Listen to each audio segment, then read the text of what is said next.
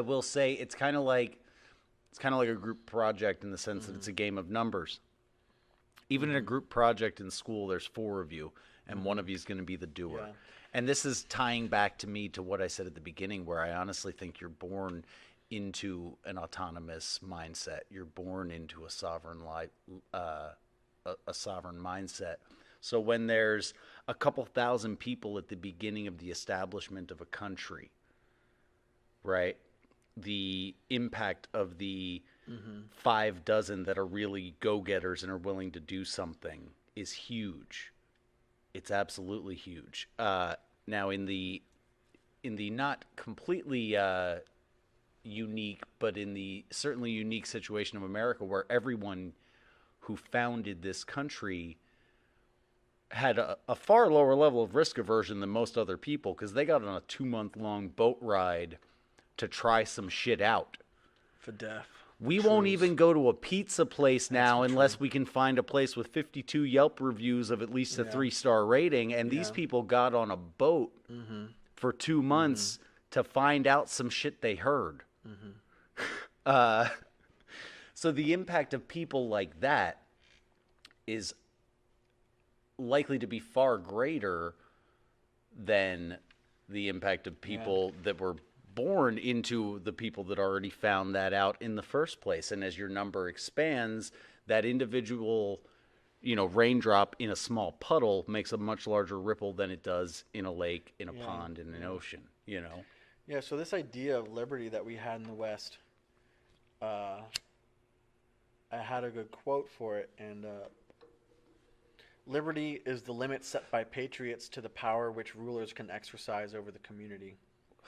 That is how we really should be living our lives, and the standard we should be holding any state or authority to. Yeah, our governmental bodies should have that notion in hand, which is part of that thing I always say. Anybody who's running on a platform anything other than stripping away their own power is not on your team. Right.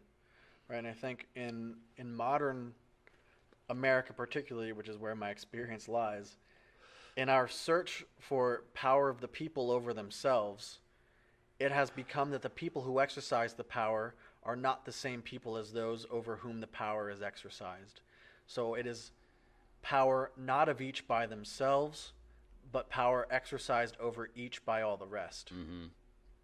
And I think that's the position modern man sort of finds himself in. And that's the existential crisis I think we're dealing with right now. Sure.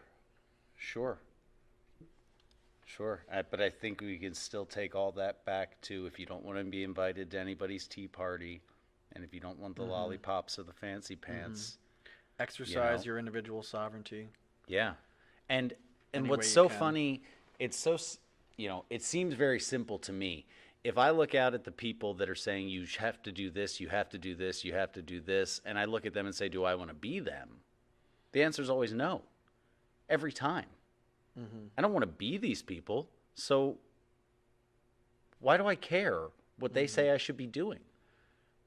I don't want to be you. What do you matter?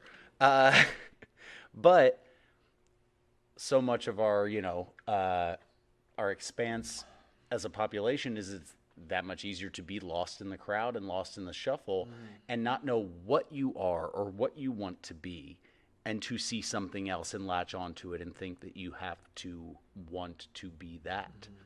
But it's simply not the case.